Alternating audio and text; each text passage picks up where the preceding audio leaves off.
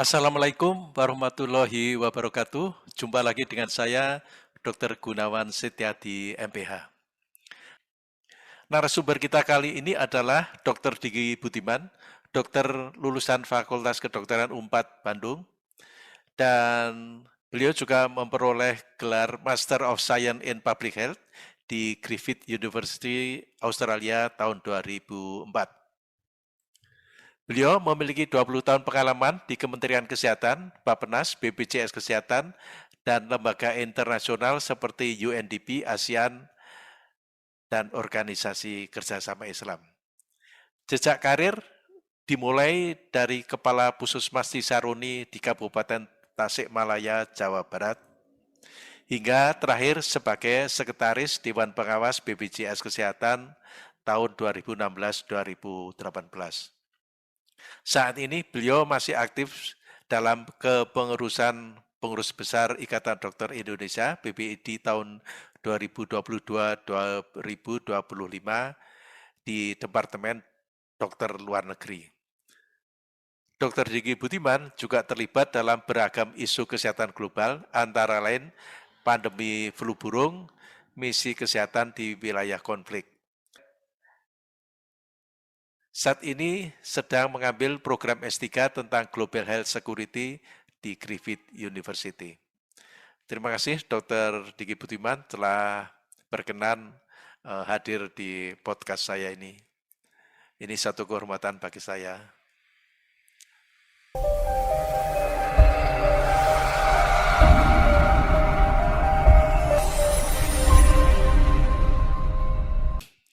Kita mulai saja.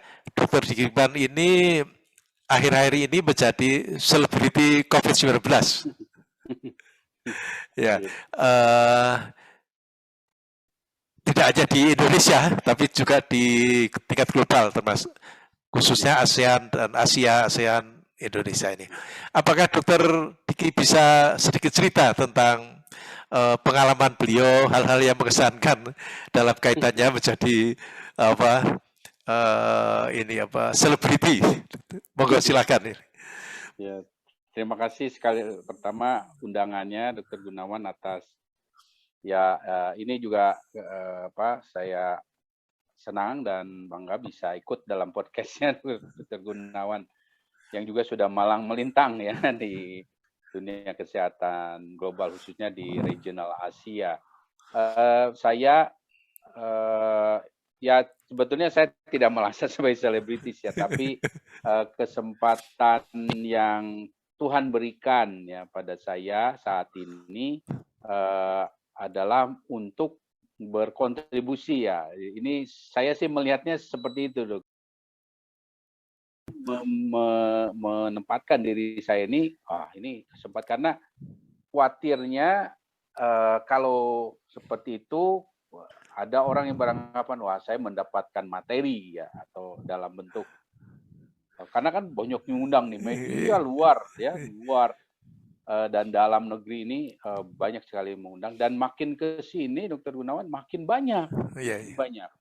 Walaupun itu artinya buat saya tanda positif, berarti kepercayaan meningkat, gitu, meningkat. Tapi saya khawatir juga ada salah tangkap di publik, wah ini saya mendapatkan keuntungan secara materi, padahal tidak seperti itu ya. Bahkan dalam banyak kesempatan, khususnya juga untuk yang forum-forum dengan mahasiswa dan universitas, saya lakukan secara sukarela ya, karena bagaimanapun kita saya khususnya sebagai akademisi dan dalam hari ini karena kedudukan saya di Griffith itu ada kode etik, ada tata cara yang harus dijaga dan mereka ingin saya tetap independen, tidak bias gitu. Jadi dan bicara selebritis umumnya mendapat keuntungan secara materi. Nah ini yang mungkin dalam podcastnya Dr. Gunawan ini juga ini saya sampaikan pada publik ya bahwa tidaklah seperti itu. Dan saya kira beberapa tokoh lainnya juga saya kira demikian ya dan harapan saya juga demikian. Itulah sebabnya terus terang Pak Gun dalam podcast ini saya sampaikan beberapa pemerintah daerah provinsi misalnya atau bahkan kabupaten kota sering minta saya sebagai konsultannya gitu untuk menjadi konsultannya dalam merespon pandemi ini dalam 2 tahun terakhir. Saya tolak halus dalam artian saya tidak ingin terjebak dalam satu ikatan yang akhirnya akan membelenggu kebebasan akademis saya. Ketika saya mengatakan, oh ini kurang pas, ya kalau saya terikat di pemerintahan, bukan saya antipati pemerintah, tidak. Saya juga kan mantan orang pemerintah. Saya akan tidak leluasa menyampaikan masukan. Dan masukan ini pun ya, saya upayakan ya konstruktif gitu. Nah inilah yang ingin saya tegaskan dalam kesempatan ini. Dan ini juga Pak Gun saya sampaikan lah di sini. Beberapa rekan sesama ini juga sempat agak protes gitu. Ini seperti ada yang memanfaatkan itu jadi selebriti. Saya tidak meminta saya untuk saya wawancara dong, saya ini kan enggak begitu. Bahwa kemudian di awal tiba-tiba banyak ke saya, itu sebetulnya untuk saya sampaikan saat ini juga.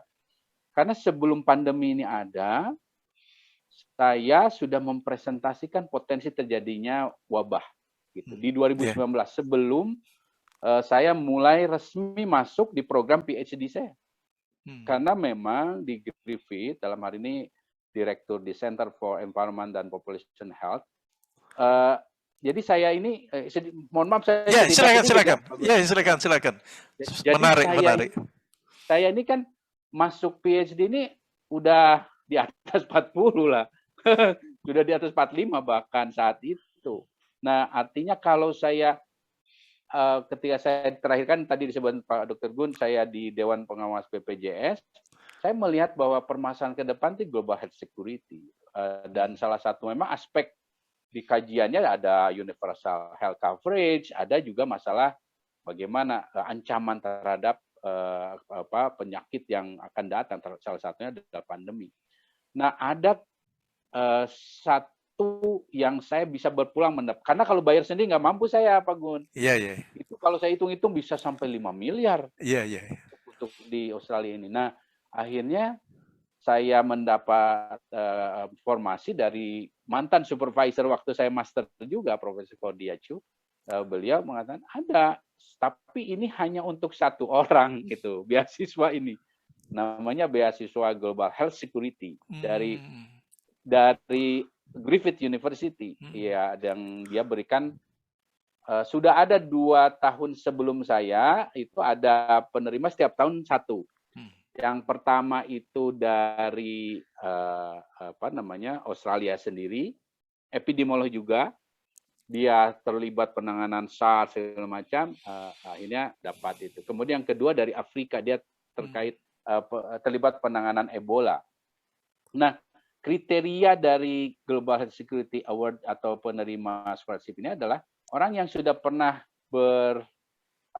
bukan hanya berkecimpung tapi terlibat dalam penanganan epidemi atau pandemi secara regional setidaknya atau nasional setidaknya di beberapa isu termasuk HIV dan lain sebagainya. Nah, saya mencoba karena saya memiliki kapasitas itu. Tapi ternyata yang lamar juga kan dari berbagai macam negara. Nah itu saya bisa lampaui. Ada satu hal yang harus juga saya lampaui adalah presentasi secara dalam forum internasional terkait bagaimana sekalian kajian saya termasuk bagaimana semacam literatur review awal saya terhadap kajian global dan itu harus di forum internasional. Nah, paper awal itu kan harus lolos dulu, biasa kan kalau gitu. Iya. Nah, alhamdulillah saya dapat semacam ya scholarship-nya untuk dipresentasikan di Guangzhou. Maaf kalau saya salah nyebutin namanya Guangzhou. Adalah kota di China yang terjadi SARS dulu, awal mula SARS. Kalau COVID-19 kan Wuhan, ini Guangdong. Nah, disitulah saya mempresentasikan tentang potensi ancaman pandemi ke depan, betapa rawannya dunia, betapa bahwa kita walaupun sudah punya tools yang namanya International Health Regulation, tapi ternyata nggak efektif dan itu banyak bolongnya. Nah, itu menarik perhatian saat itu. Dan salah satu yang saya sempat dalam diskusi saat itu, apa saja ya, banyak family virus yang sifatnya asalnya dari hewan yang disebut zoonotic virus yang bisa jadi pandemi. Salah satu yang ada dalam list itu adalah coronavirus family. Itu juga bukan riset saya, tapi itu hasil literatur review kan semuanya itu. Yeah, yeah. Nah, disitulah ternyata banyak media yang tahu gitu. Setelah itu sehingga ketika jadi ketika saya pulang dari sana di Australia, para akademisinya sudah ramai dengan omongan presentasi saya, Pak Gun. Wah itu PhD kandidat waktu itu saya belum PhD kandidat. Kalau istilah PhD kandidat adalah orang yang sudah mempresentasikan kalau di Australia yang sudah layak gitu, sebenarnya udah jadi, tapi tinggal nulisnya gitu. Gitu. Nah itu sudah ramai karena saya sudah memprediksi ada pandemi kan sebetulnya saat itu. Nah disitulah asal muasal kenapa tidak hanya media nasional, terutama global yang banyak bertanya. Nah itu asal muasal selebritinya itu, Pak Gun. Ya itu pengalaman yang menarik itu. Kalau secara khusus hal-hal menarik lainnya apa itu, Pak Diki? Pengalaman selama masa COVID, pandemi COVID ini. Nah selama masa COVID ini saya jadi terutama sih yang tadinya saya tidak mengenal TV ya, tidak mengenal ya bagaimana media asing juga, akhirnya saya mengenal. Bahkan ya kan banyak para pewawancara itu yang reporter-reporter itu ya kan kayak artis lah juga kan mereka itu. Akhirnya oh ya saya jadi terpapar itu dan alhamdulillahnya saya sejak SMP khususnya, SMA, saya tuh aktif di OSIS ya, ketua OSIS.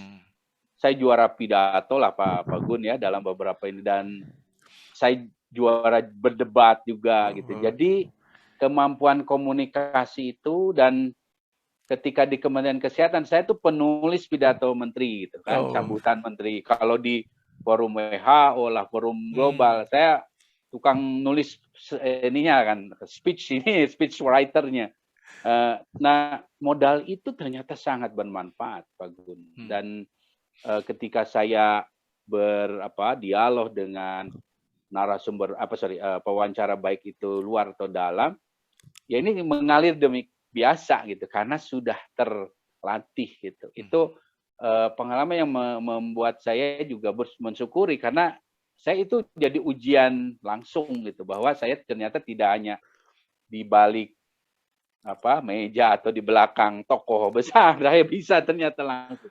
Nah, tapi di sisi lain juga sebetulnya selain ya saya syukuri saya jadi networking yang lebih banyak, tapi ada hal yang tidak ya bukan tidak enak ya, tapi ada sisi lain juga Pak Agun ya. Karena ya tadi ya, walaupun saya minjem istilah Pak Gunawan tentang selebritis ini, ya ternyata jadi selebritis ini ada yang pro, ada yang kontra gitu. Ada yang suka, ada yang tidak. Dan saya belajar untuk menerima kenyataan itu bahwa tidak semua orang bisa saya buat senang gitu dengan statement saya, dan tidak semua orang juga bisa saya beri kesadaran dengan statement saya. Dan ini memberi sebetulnya pelajaran pada diri saya sendiri bahwa setidaknya saya ketika menyampaikan pesan-pesan ini pada publik punya pegangan ilmiah dalam hal ini sehingga waktu yang akan mengujinya, membuktikan. Waktu itu tidak akan menyalahkan saya. Sejarah tidak akan menyalahkan saya. Nah, ini yang artinya pengalaman yang menarik dan juga pelajaran yang sangat berharga buat saya untuk bekal ke depan. Oke. Dr. Diki, ini kan epidemi atau pandemi ini kan suka berulang ini. Kira-kira 5-10 tahun ke depan apakah akan ada epidemi atau pandemi lagi, dan kira-kira dari family virus yang mana, apa Ebola atau Ya. ya mau silakan. Sayangnya kecenderungannya iya ya, makin Hmm. sering kecenderungannya. Makin Dan sering ya. karena dalam 20 tahun terakhir saya terlibat baik di level nasional maupun global ini, hampir tiap 5 tahun tuh ada, kalau nggak epidemi ada pandemi.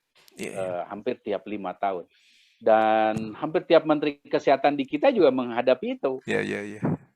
Dari sejak awal 2000-an. Sejak waktu saya ambil epidemiologi di Griffith, itu pas dengan SARS. SARS yang pertama. Nah, kemudian kita lihat ada MERS, ada juga Ebola dan lain sebagainya. Nah, ini sebetulnya memberi pesan penting pada kita sebagai warga dunia bahwa dunia ini makin rentan, makin rawan. Dan itu penyebabnya ya kita sendiri, manusia sendiri. Dan salah satu yang membuat ini kenapa potensi menjadi lebih sering adalah perubahan iklim gitu. Nah, dalam kesempatan inilah saya selalu teringat dan mengapresiasi visioner dari Prof. Habibie, ya, almarhum presiden kita. Karena ketika saya dulu ditugaskan sekolah, itu kan sekolah saya waktu epidemiologi itu dibayari Depkes lah, lewat Depkes beasiswanya. Nah, saat itu gagasan beliau adalah bahwa epidemiologi Indonesia itu harus yang juga ke depan, maksudnya harus memahami masalah lingkungan, karena lingkungan ke depan akan sangat berpengaruh dan makin rawan akibat perilaku manusia. Nah, ini yang saya kira hal yang perlu ya, karena akibat dari rusaknya ekosistem ini, karena saya masternya tuh 2 Pak Gun, di bidang epidemiologi dan di bidang kesehatan lingkungan. Karena itu program yang tailor dari ICDC saat itu. Kalau mungkin Pak Gun ingat. Masih ingat ya. Nah, itu yang akhirnya membawa kenapa ketika saya menyikapi permasalahan global, itu saya nggak bisa lepas dari penilaian terhadap kondisi lingkungan.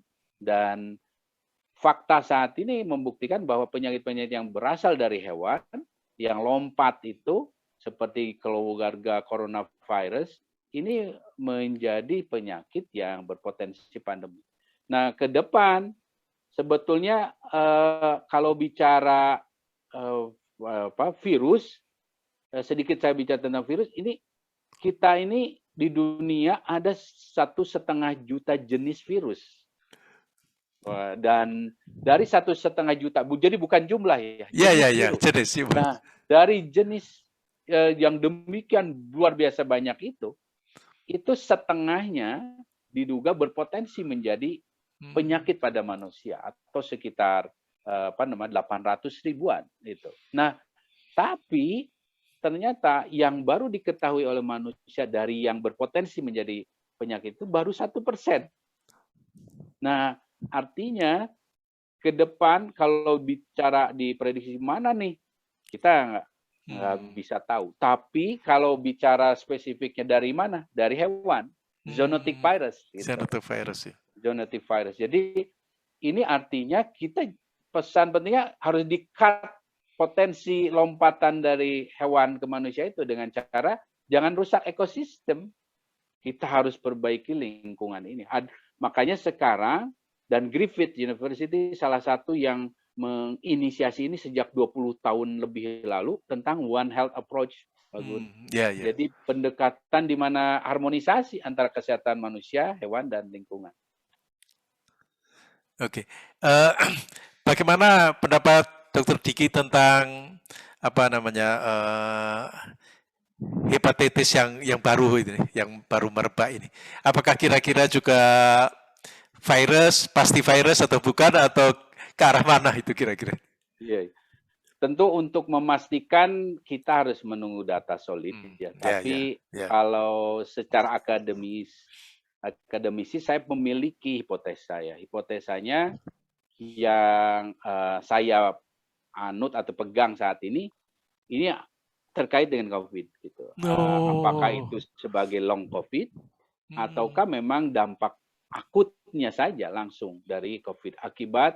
Karena begini, di awal 2020 kita sudah mendapatkan secara literatur bahwa COVID ini atau SARS-CoV-2 ini bisa menyebabkan hepatitis pada dewasa maupun pada anak. Itu sudah ada di awal 2020 dan itu ada di jurnal Lancet misalnya. Nah, ini saja sudah membuktikan bahwa dia punya potensi menyebabkan itu.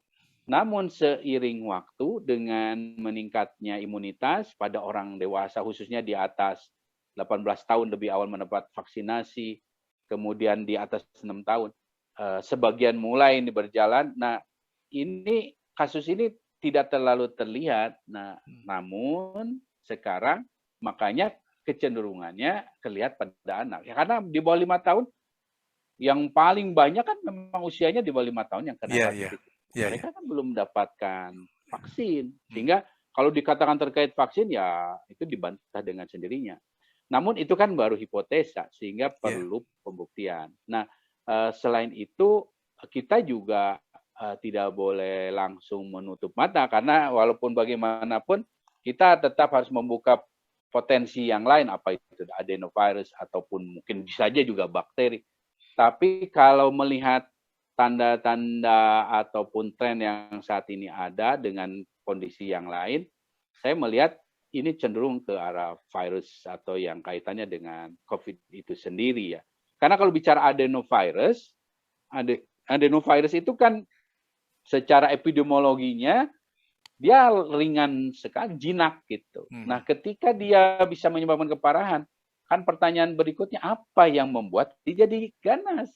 Nah, salah satu hipotesa dari para ahli virolog di dunia adalah dia si hatinya itu jadi rentan oleh infeksi virus lain. Infeksi virus mana? Ya SARS-CoV-2 gitu.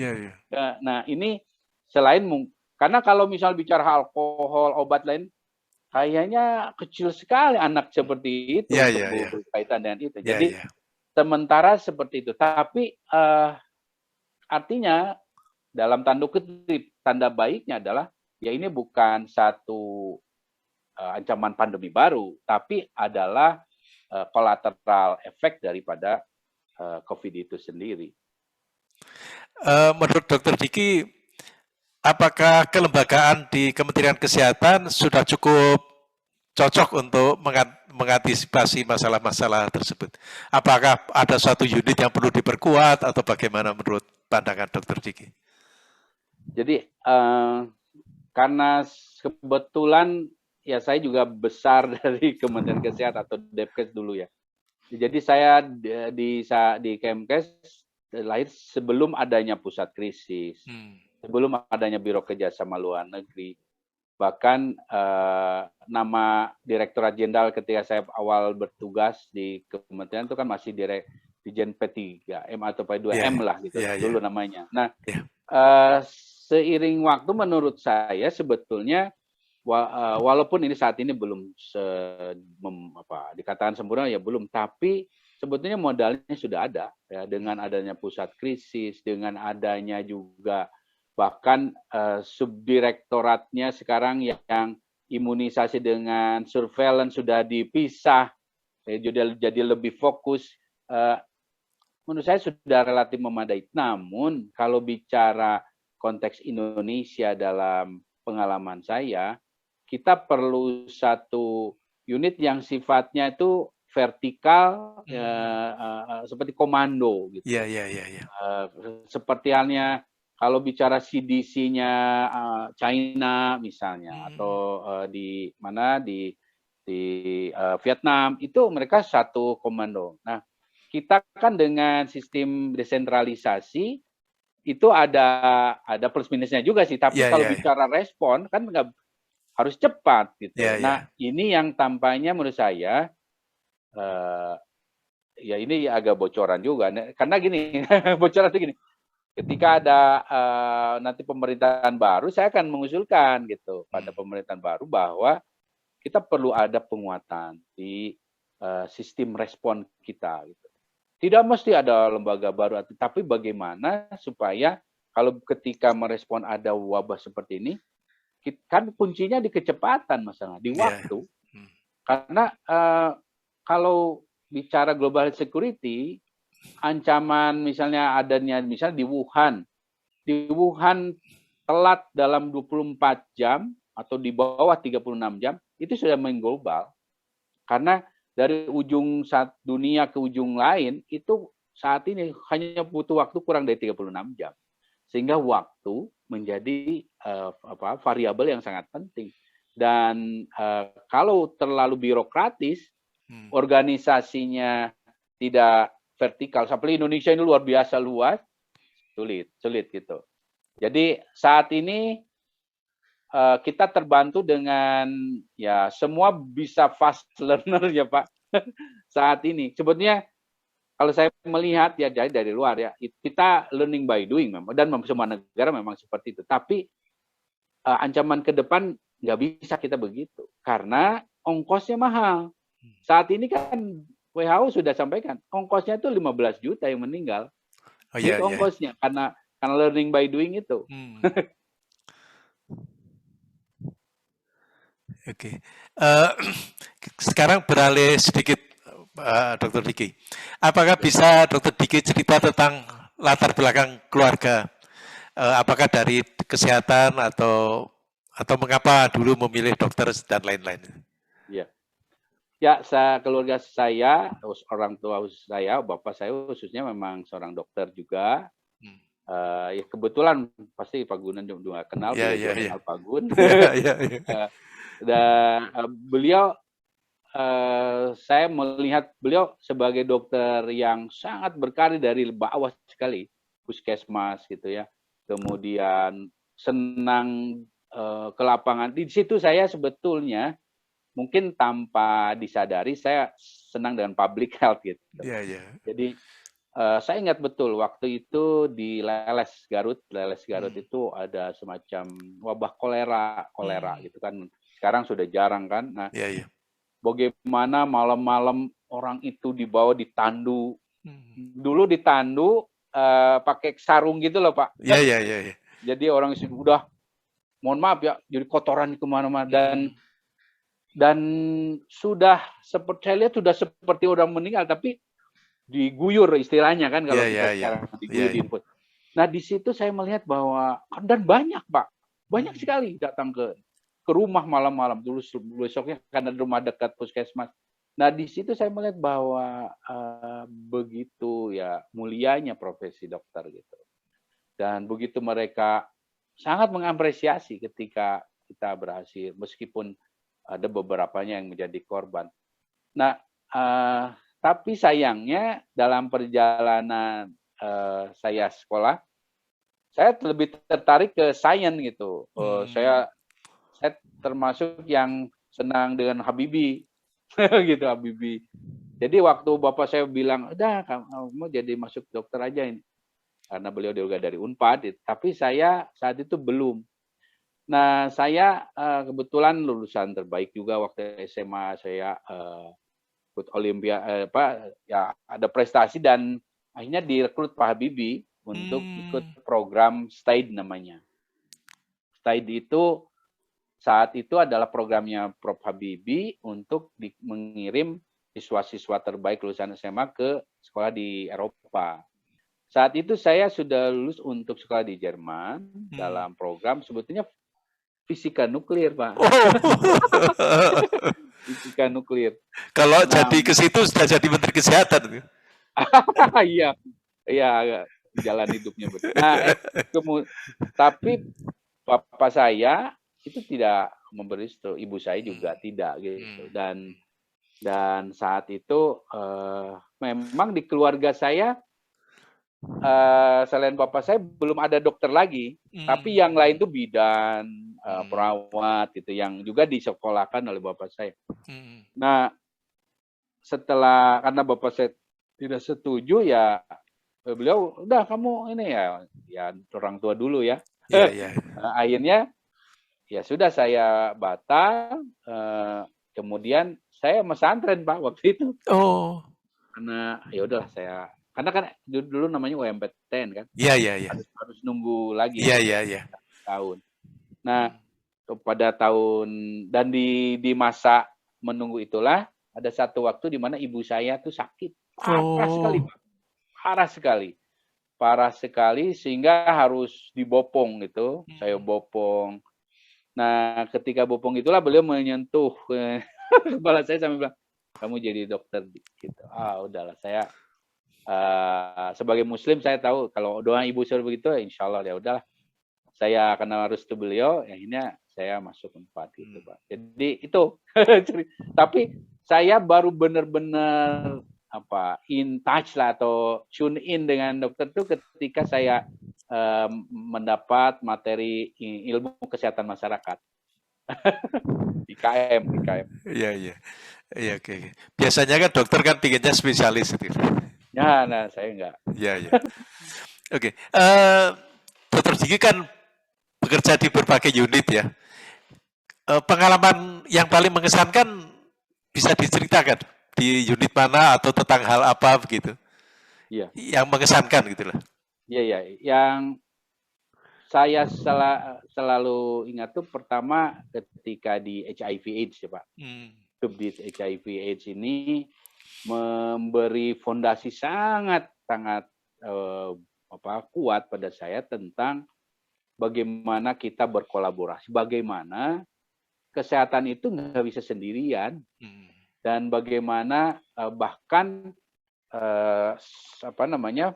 para pelaku di kesehatan ini juga harus meraih LSM, mulai masyarakat, bahkan bagaimana kita harus juga dealing dengan perencanaan gitu, dengan donor, karena tanpa uang, wah nggak bisa gitu. Bagaimana juga kita melihat bahwa di lapangan masyarakat kita begitu beragam. Bagaimana menengahi perbedaan. Karena mohon maaf, di HIV itu kan ada transgender, Pak. Ada macam-macam. Ada IDUs dan macam-macam. Kalau kita pendekatannya yang katakanlah fanatisme agama, ya nggak kena. Banyak orang nggak selamat. Yang akhirnya menjadi korban bukan hanya yang sakit, tapi yang nggak sakit akhirnya terpapar atau masyarakat. Itu di Subdit AIDS itu pengalaman yang akhirnya terbawa sampai sekarang. Dan berikutnya di Biro Perencanaan Anggaran, karena Pak Gun juga sama-sama penulisan. Biro Perencanaan Anggaran di zaman saya masih sana itu dipercaya sebagai candra di muka. Candra di muka untuk para kader pemimpin masa depannya di Kemkes, sehingga di situ saya banyak belajar ya tentang bagaimana ternyata hubungan pusat dan daerah, bagaimana kita merencanakan pembangunan itu supaya mengarah pada satu titik, itu enggak sana sini. Ini hal yang sangat membekas pada saya, termasuk di Biro Perencanaan itu juga lah saya akhirnya terkesan untuk mulai terlibat secara resmi dalam kerjasama global. Karena di situ saya pertama dipercaya secara posisi struktural, Pak. Untuk kepala kerjasama teknik dan perjanjian internasional. Oke. Kira-kira dalam 5 tahun ke depan itu Pak Diki ada di mana itu? Dari saat ini? Iya. Saya melihatnya, saya ada di sini, di Indonesia. Gitu. Walaupun sebelumnya saya melihat tidak di Indonesia ya. Khususnya di mungkin antara Eropa atau Australia. Di Indonesia, saya memberikan kontribusi nyata pada pembangunan kesehatan. Entah itu dalam bentuk di pemerintahan ataupun dalam bentuk memberi masukan secara akademisi. Itu ini saya impian saya. Oke. Sekarang ini berandai-andai Pak Dr. Diki. Jika Pak Dr. Diki bisa memutar waktu kembali dan ketemu dengan Pak Diki yang masih muda, baru lulus SMA, umur 18, Kira-kira apa yang akan Pak Diki katakan kepada Pak Diki yang muda itu? Saya harus katakan pada dia atau Diki Junior itu Iya. belajar bahasa asing lebih banyak gitu. Karena ternyata hanya bisa bahasa Inggris ya itu tidak cukup. Saat ini mungkin kita butuh 2. Karena gini Pak Gun, kakek saya, nenek saya itu 5 atau 6 bahasa itu sebetulnya. Oh. Dan kakek saya juga seorang diplomat. Nah, ini akan saya katakan pada dia ya bahwa bahasa itu menjadi salah satu bekal penting. Termasuk di dalam pesan itu adalah bahwa ya sudah langsung pilih dunia kedokteran gitu. Karena dulu kan saya ragu-ragu. Oke. Nah, ini berandai-andai juga ini. Bila Pak Dr. Diki bisa ngobrol dengan 3 orang tokoh ya, baik yang masih hidup atau yang sudah meninggal, siapa yang Dr. Diki pilih dan mengapa? Tentu pertama sebagai Muslim, ya tokoh yang selalu akan saya ajak adalah Nabi Muhammad Rasulullah SAW. Itu cita-cita tertinggi saya lah gitu. Karena bagaimanapun beliau adalah uswatun hasanah gitu. Jadi banyak hal apalagi dalam pandemi ini saya belajar dari hadis Pak. Ternyata udah banyak sekali yang beliau pesankan gitu. Bahkan bicara masker itu dari beliau. Beliau yang memberikan asal. Nah, ini yang artinya kalau saya punya kesempatan, wah itu kesempatan luar biasa. Satu itu. Kedua, ya ini tentu tidak lazim atau tidak. Tapi saya ingin dengan Bung Karno. Gitu. Ya, Bung Karno. Karena saya sambil bilang tidak lazim karena mungkin saya pun bukan orang yang ketemu Bung Karno kan sebetulnya kenal gitu. Tapi kenapa saya ingin bertemu beliau ini untuk memberikan masukan bahwa Indonesia itu begitu kaya, tapi juga begitu rawan. Rawan apa? Rawan terpecah gitu. Kita itu punya potensi bersatu, juga punya potensi berpecah. Dan saya melihat, ya karena saya belajar dari sejarah, figur seperti Pak Soekarno ini bisa meletakkan dasar-dasar penguat gitu, penguat. Yang sayangnya di akhir beliau mangkat itu kan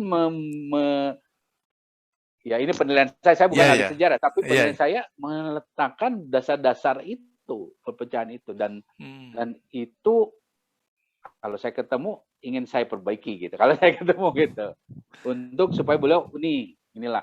Karena di beberapa tokoh bangsa lain kan seperti Amerika lah itu Abraham Lincoln itu dia bisa menjadi pemersatu gitu ke belakang. Dan ketiga ya kalau misalnya saya disuruh milih ya ini terus terang ini pertanyaan Pak Gun saya tidak saya sempat baca pertanyaan tapi enggak ini. Kalau ketiga ini ya saya mungkin akan siapa ya? Saya belum ini ya. Tapi mungkin kalaupun saya tanya mungkin pada ya ahli kedokteran lah ya. Dalam hal ini Ibnu Sina ya. Ibnu Sina ini dia sebetulnya bapak kedokteran modern gitu. Nah, namun yang kekurangannya dari beliau adalah buku-bukunya ini tidaklah sempat didistribusikan dalam beragam bahasa yang mudah dimengerti, terutama untuk yang sebenarnya di negara Islam itu sendiri. Karena ketika ini akhirnya diambil barat, hilang, jejaknya itu hilang. Padahal sebetulnya banyak hal yang masih bisa digali dari beliau dan tentunya ya bagaimanapun kita harus bisa menghargai inilah ya jejak sejarah dan beliau ini salah satu pionir dalam banyak hal, dan mungkin belum banyak yang tertuliskan. Iya. Oke. Sekarang kalau kita belajar dari Pak B.J. Habibie atau mengambil pelajaran dari Pak B.J. Habibie, beliau kan buat film itu tentang beliau dengan Bu Ainun. Kalau Pak Diki mempunyai kesempatan membuat film itu, kira-kira temanya apa itu? Saya lebih ke tentang keluarga gitu Pak. Kalau misalnya ini, bagaimana orang tua dengan anak, ya dengan anak-anak saya, bagaimana ya dengan kakeknya gitu, bagaimana bisa menelurkan nilai-nilai pada anak gitu. Dan karena ya mohon maaf saya di Australia nih Pak ya, dari Australia, saya melihat bahwa Indonesia itu sebetulnya nilai-nilai sudah sangat bagus gitu. Tapi nilai itu akan bisa hilang kalau tidak dijaga, dirawat gitu, nilai-nilai kekeluargaan itu. Bagaimana saya melihat tetangga saya di Australia itu sampai depresi, stres, karena begitu anak 17 tahun di Australia hilang. Mereka merasa bebas, merasa, apalagi agama kan di sana tidak masalah ke orang tua. Nah, itu bukan hal yang tidak mungkin terjadi di Indonesia. Bagaimana anak-anak sekarang kan dengan globalisasi ini, nilai-nilai ini udah mix gitu. Nah, ini yang kalau bisa kita wariskan nilai-nilai kekeluargaan dengan tentu nilai keagamannya juga di situ. Ini yang akan menjadi warisan yang tak terhingga. Dan saya melihat bahwa di Jepang, Korea, bahkan China sendiri, itu dijaga gitu nilai itu. Dan ya tentu masa saat ini film itu sering jadi media untuk edukasi. Nah itu mungkin kalau saya keluarga lah Pak. Oke, ini sekalian meneruskan mengenai keluarga itu. Bagaimana Dokter Diki dulu ketemu dengan calon istri waktu itu? Saya dikenalkan oleh sejawat saya, calon sejawat saya yang juga dokter. Dan ya kita nggak kenal sebetulnya, betul-betul nggak kenal. Tapi ya dan saya itu sebetulnya sudah jadi bapak saya dinas di satu kota, sebetulnya bapaknya juga dinas di situ gitu. Jadi ini sebetulnya sesuai dengan ada riset yang mengatakan kalau kita sudah masuk usia 20 tahun, hampir 75% itu kita sudah ketemu jodoh kita. Gitu. Karena saya orang epidemiolog, saya senang statistik gitu ya. Dan saya dengan dia itu bahkan ketika ada ospek kalau di zaman dulu, itu sudah satu gedung. Mungkin duduknya berdampingan kalau ada kamera gitu. Nah, bahkan SMP, SMA saya dekat rumahnya gitu. Nah, itu tapi akhirnya waktulah yang menentukan bahwa akhirnya saya dikenalkan lewat sejawat saya itu, dan hanya beberapa kali ketemu ya sudah kita putuskan. Oke. Apa saran Dokter Diki untuk anak-anak muda yang ingin menjadi dokter atau tenaga kesehatan? Ya, pertama Indonesia ini kan dengan penduduk yang besar ini tentu masih memiliki kebutuhan terhadap tenaga kesehatan, khususnya dokter dalam hal ini. Dan dokter ini adalah profesi yang sebetulnya bukan hanya sebagai klinisi gitu. Dia ada yang seperti Dr. Gun sebelumnya gitu ya, ada di lembaga-lembaga internasional. Nah, ini yang harus diketahui oleh para anak muda kita ya, bahwa kalau Indonesia ini mau berdiri sama tinggi dengan negara lain, sejajar dengan negara lain, juga bisa diakui oleh negara lain, dilihat negara lain, kita juga harus berbicara, berperan di tingkat global. Salah satunya di sektor kesehatan global, ya kita harus punya dokter-dokter atau tenaga kesehatan yang bekerja di organisasi global. Dan sehingga kita bisa punya suara melalui orang-orang ini gitu. Nah, ini yang masih kurang. Masih kurang. Apalagi di era saat ini. Generasi Pak Gun, ya terakhir kan Prof Chandra. Itu sudah kurang.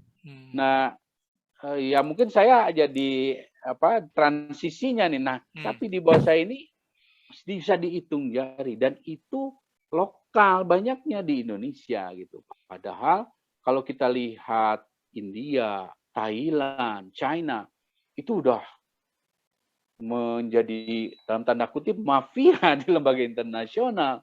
Nah, ini yang saya ingin dorong bahwa kita perlu dihilir di di rumah sakit, fasilitas. Iya, di hulu juga di puskesmas. Iya, tapi kalau kita nggak punya di atas, kita akan bukan kehilangan suara, tapi lemah suara kita di level global. Nah, inilah yang saya kira harus kita perkuat dan adik-adik, anak-anak kita yang sekarang kuliah di kedokteran ini harus lebih visioner dan melihat begitu beragamnya profesi dokter. Oke, Dokter Diki, ini kalau Anda punya resources lah, jadi artinya bisa dapat resources dari mana-mana gitu. Apa proyek atau kegiatan besar apa yang ingin Dokter Diki lakukan untuk membuat Indonesia lebih baik gitu? Ya, yang pertama saya ingin perkuat itu adalah sebetulnya sistem deteksi kita ya, sistem deteksi kita karena deteksi dini yang kuat dan cepat ini selain tepat akan sangat menentukan ketahanan nasional, ketahanan kesehatan nasional dan bahkan global. Dan ini perlu resources, bukan hanya dalam bentuk uang, tapi juga ya SDM, ya fasilitas laboratorium. Dan masalahnya ini bukan hanya di manusia itu, bukan, tapi juga di hewan. Nah, ini yang harus kita perkuat. Dan kalau ada negara yang sudah seperti itu, dia akan relatif aman dari ancaman kerugian seperti yang kita alami 2 tahun itu. Nah, kesempatan itulah yang harus kita manfaatkan dalam masa periode damai ke depan, resources yang ada. Dan membangun itu, kalau dari pengalaman misalnya China, Singapura, itu 10 tahun setidaknya, Pak. Jadi kalau kita lihat Singapura bisa tidak terlalu terdampak atau China, itu mereka belajar dari SARS. Dan SARS itu tahun 2000-an gitulah. Dan itu 20 tahun lalu. Nah, itu yang ingin saya perkuat. Dan tentunya mungkin nanti saya tidak merasakan, tapi setidaknya 10-15 tahun ke depan, Indonesia akan, ketika ada goncangan, kita dikit aja goncang. Oke. Pertanyaan apa yang belum saya ajukan, yang kelewatan begitu, yang sebenarnya Dokter Diki ingin saya menanyakannya itu. Tentang ini ya, bahwa dalam posisi saya selama ini tahun ketiga, sebetulnya dukanya apa ya? Sukanya mungkin ada lah, tapi apa sih yang enggak ini ya? Karena begini, Pak Gundadi, saya di Griffith ini sering ya dalam masa pandemi ini tidak hanya diberi kepercayaan untuk mengomentari, memberi masukan pada Indonesia saja, tapi ASEAN maupun global gitu. Bahkan kadang saya diminta untuk Amerika atau Eropa atau Australia itu sendiri. Nah, itu ada dukanya, Pak. Dukanya itu menyita waktu luar biasa. Gitu. Itu sampai mengganggu program S3 enggak itu?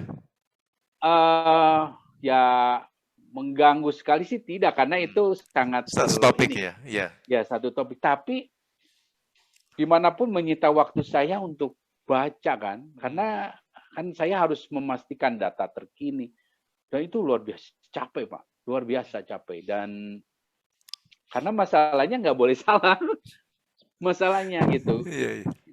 Saya pun suka kadang-kadang suka ada perasaan gini, Pak. Misalnya saya mau di ini BBC-nya BBC News World gitu, di berita dunia, yang dia bilang ini dokter D ini akan dilihat oleh sekitar sekian ratus juta misalnya, kata dia, biasanya itu. Iya. Coba kalau itu diulang-ulang tuh saya salah, bayangkan beban moral saya. Jadi Iya. itu saja kadang-kadang saya suka berpikir, duh kenapa saya terima iakan gitu. Tapi sulit karena di Griffith itu kan ada unit komunikasi atau international relation dengan medianya. Iya. Dia itu nggak ke epidemiolog yang orang Australia, Pak. Enggak. Tapi ke saya. Oh. Kenapa? Karena saya penerima global security yang dianggap paling kompeten. Punya track record-nya, punya pengalaman dan sebagainya. Dan mereka sudah menguji itu, sudah terlihat, oh kamu udah lulus kok gitu, artinya gitu. Nah, tapi kan nggak mudah Pak itu. Belum lagi kan ini bahasa Inggris Pak. Saya, ya walaupun saya lulus IELTS-nya gitu segala macam, tapi ya itu kan tetap bukan bahasa saya. Makanya saya di awal tadi Pak Gun tanya, ya belajar bahasa betul. Nah anak-anak sekarang bahasa Inggris saya yakin anak-anak sekarang. Tapi kalau bisa, kadang-kadang saya diwawancara ada Korea, Jepang, dia ngomong apa, ya bahasa Inggrisnya juga nggak ini ya. Coba kalau saya bisa bahasa terakhir nih 2 hari terakhir ini saya ditanya tuh tentang Cina sama India. Coba deh saya bisa ini, wah saya kan jadi ngerti gitu. Nah ini beban. Belum lagi yang disebut dukanya itu Pak, selain masalah kurang istirahat ya. Karena bisa banyak banget Pak. Sehari bisa 15, 7, 8. Udah gitu dukanya lagi diserang secara pribadi, secara ini karena kan apa yang saya sampaikan tidak selalu bisa menyenangkan orang tadi. Atau apa yang saya sampaikan tidak sesuai harapan masyarakat. Nah, kalau lihat di itu kan bisa wah dengan segala macam disebut kadrun, kadang disebut cebong, kadang macam-macam, Pak. Nah, ada yang ngulik-ngulik segala macam, tapi ya itulah tadi yang saya kembalikan semua pada Allah. Niat saya tulus untuk kebaikan semua, bukan hanya untuk Indonesia, untuk dunia ini.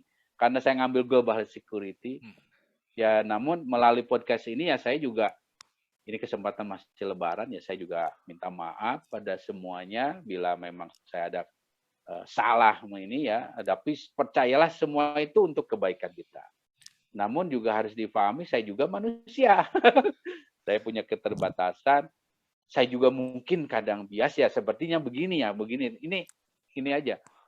Misalnya saya ditanya nih, gimana nih naik kereta atau perjalanan mau mudik untuk anak perlu tes enggak? Saya punya anak di bawah 18 tahun ini. Jadi hal seperti itu juga tentu jadi tantangan tersendiri. Jadi ada dukanya gitulah Pak. Itu secara singkatnya. Oke. Ada pesan-pesan? Mungkin pesannya adalah bahwa ya saya sih ingin mengatakan pada kita semua terutama generasi muda ya.